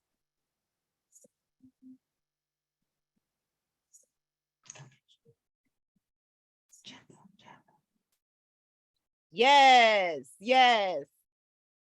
The reason why Florida still is trying to have slavery. That's the only, that one person who that was correct. Who's that one person? I don't even want to know. But yes, Galveston, Texas. Ron DeSantis. Ron DeSantis. All right. That's it. Keep it up. Keep it up. All right. Major General Granger went to Galveston, Texas, with what order? Emancipation Order number 3. General Soul Order number 3. General Lee's statute number 3. General Order number 3. I'm hungry.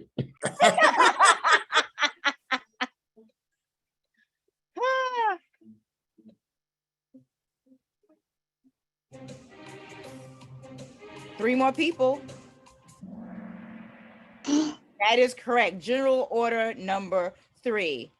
And one person, that was you. Was that you, Dr. Franklin, that put in for the General Soul number 3? No, I'm not playing, but I said I was hungry. I know, right? See, Yes. You confuse the people. You can't confuse them, Dr. Franklin. Yes.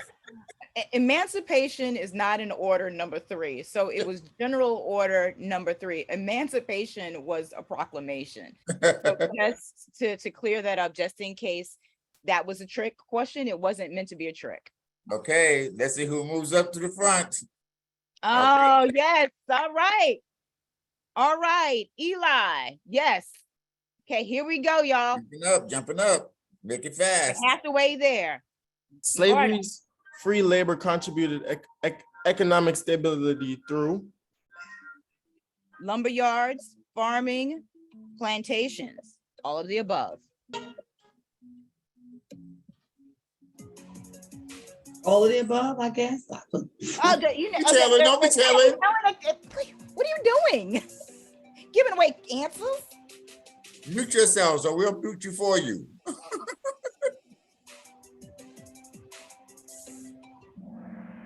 Yes, it was all of the above. And there are so many different things, but sugar was also one of those, cotton, plantations, farming, you know, and even when slavery supposedly ended, they actually had chain gangs and other kinds of free labor under the concept of, what would I put it under? The concept of making a person pay for what they claimed or deemed an act of lawlessness. Yes, that's the best way I can put that. Dr. Franklin, do you want to say a No, brief no, word no, on let's that move one? on. Use the word trickery. Yes. That's a good word, trickery. All right. Or our current prison system. Yes. Yes. All the above. All the above. In Texas, slaves were notified of emancipation in what year? 1863, 1875, 1865, 2021.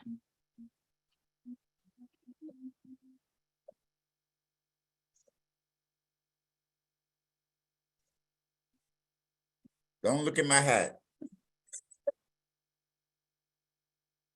Very good. The three people who did 1875, you were close. 10 years off. 10 years off. That's all right. That's all right. Now you know it's 1865. Oh, yes. You were on fire. Bop. Okay. And I saw a cab up there too. Which president made Juneteenth a federal holiday? Barack Obama, Donald Trump, Hillary Clinton, Joseph Biden.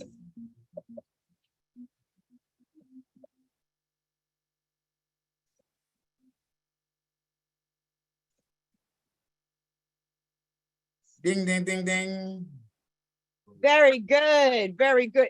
Now, first of all, who was the person who thought that Hillary Clinton was a president? That I want to The know. two people, the The two two people. people.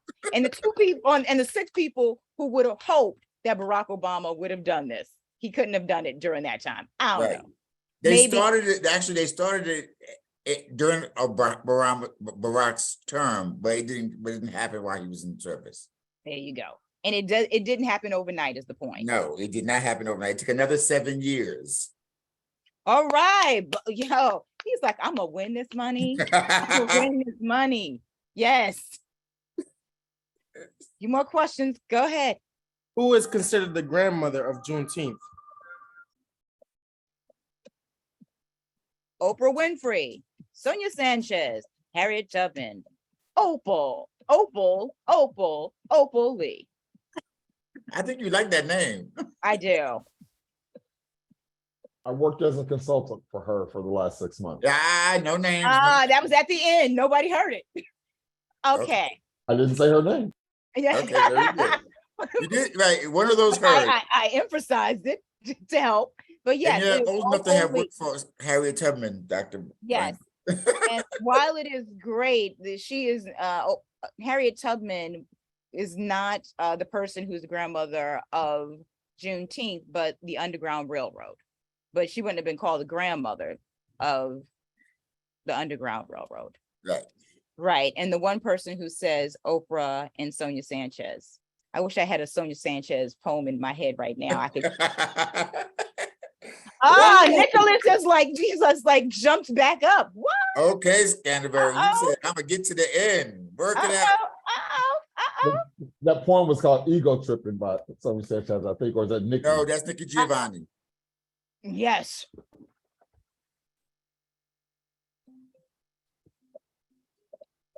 Why is Juneteenth important?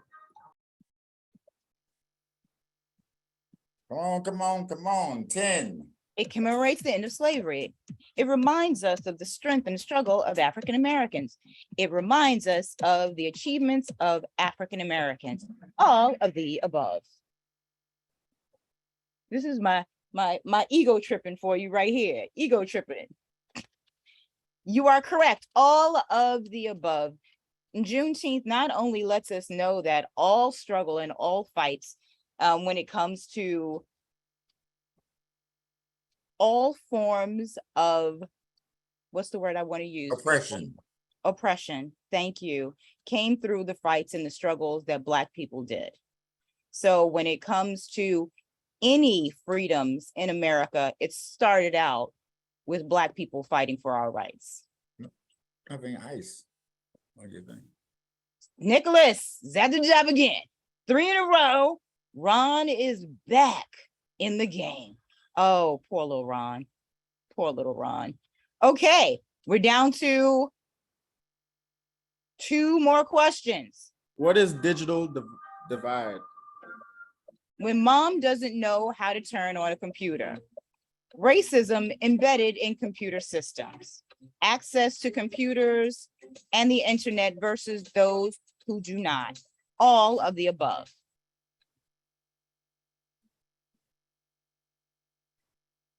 Correct. I like the mom question though. Because the mom question is funny, because we all have one. Yes, access to computers and the internet versus those who do not. Where are we at? Let's see. Yes. Okay. Box is It's like all about the timing. You will not knock me out of this box. Believe Okay, me. let's see you go faster. I don't know. Here we go. The last 2 questions. What is AI? Alexa and Siri. Chat BPT. Google Assist. AI is the simulation of human intelligence processed by machines. Chat GPT. All of the above.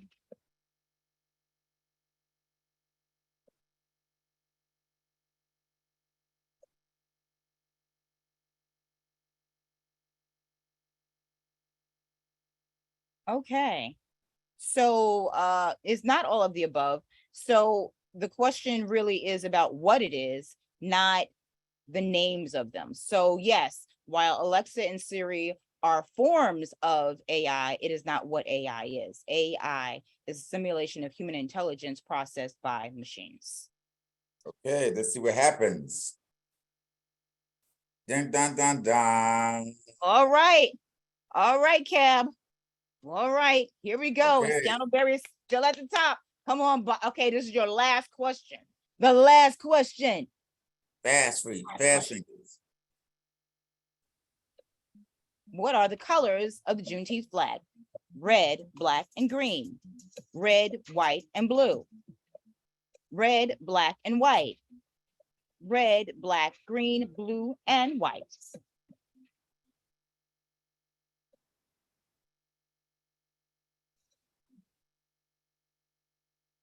Wow, wow, wow. Really? Really? Really? That's something. So, interestingly enough, the Juneteenth flag is red, white, and blue. Wow. Is that true? What true? That's the color of the flag. Yes. So it was mirrored after the regular flag, the American flag, because they were trying to say that we are a part of it, even though at first there were some who were trying to integrate the colors that Marcus Garvey had. It ended up being red, white, and blue. And it's not like, and also I believe the star is symbolic of Texas and some other things. The Lone Star State. Yeah. So as a matter this of yeah. Here we go. Here we go. Wait. Believe That me to last me. question the last question was wrong. Yes, because the last question said the answer was number 2. No, it shouldn't have said number 2. It's red, white, and blue. No, it I said know that. some people got it right. Yeah, 4 people got it right. Ah. Because I only had one person get that right. Oh. Yes. Would it have changed the trajectory of these 3 people? Now I can't answer that question. I cannot answer that question. I was number 4. He's like, I'm getting me a D. Yes. Okay. We will go to slutty vegan, but yes, you will go to slutty vegan. Cab. So the winner is Nicholas. Nicholas, come on camera. Congratulations, Nicholas. Congratulations, Nicholas. And I want for Levy to know that I beat him. So Levy, I beat you. So you know. All right, so let me get these names down before we leave this out. Da-da-da. And I will go into the summary to see who are the ones who won below that, so we get everyone. And I'll get the top 3 seniors as well. And the fake senior BAC. And the fake senior Courtney Bennett. BAC, we know you and by your works. Know you. We see Yes. Dina, Okay. So that was Nick. And who was BAC? That was Courtney. No, I'm No. CAB. No, he was CAB. Who was BAC? Who was BAC? BAC is me. Oh, Brianna. Go, Brianna. Okay, you deserve to win, girl. Okay. And so it was Nicholas, Brianna, and Felivi. Yay. Congratulations to you guys. And I will also pull up our seniors once we get to this last part. So we have one more game, which is to see who is going to win the Oculus. So please, everyone, if you have not changed your name on here yet, it would behoove you to do so right now. So do I have Navardo down? Navardo.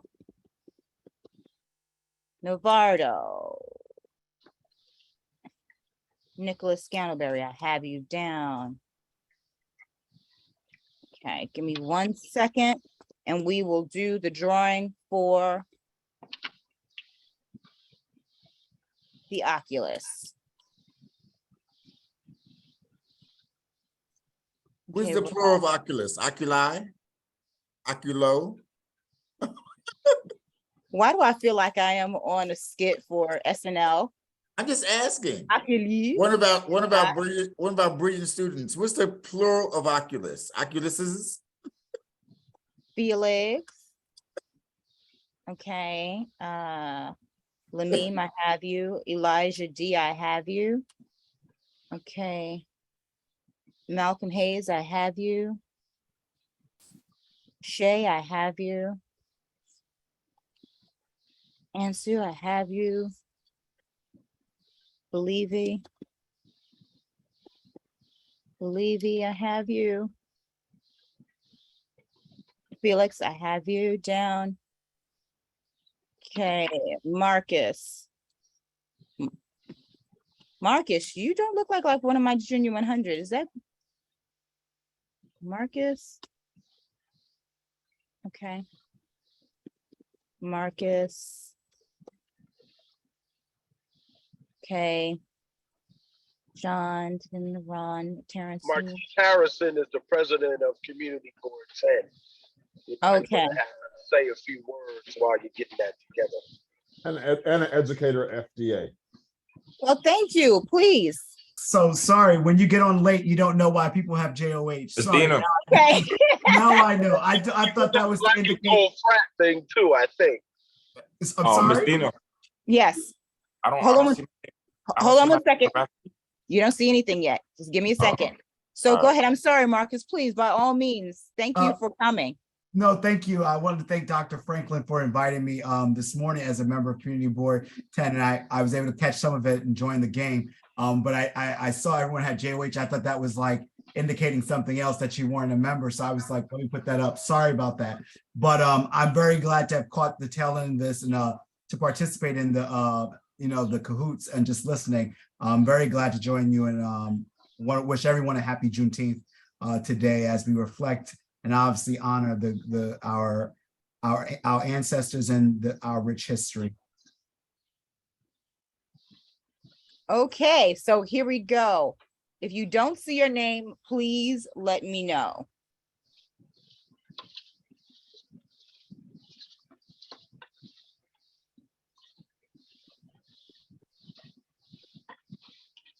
Me. I don't see my name. Because you should not be there, my Oh, dear. that part. That part. Are all the young people on here? This is only a one spin, one and done. One spin only, one spin only. Yeah. Nicholas Paul. Nicholas Paul is not on there. Okay, Nicholas Paul. Was Marcus one of the students? No, Marcus Jordan? I did not see Marcus Jordan. Okay, so Nick, I'm going to put you down as Nick P, because we already have a Nicholas up there, so you can see a difference, okay? Marcus Jordan should be added to that list. Okay, Marcus Jordan. Not Marquise, Marcus, Marcus. Okay. Marcus J, okay. Is that everyone? Going once. All right, here we go.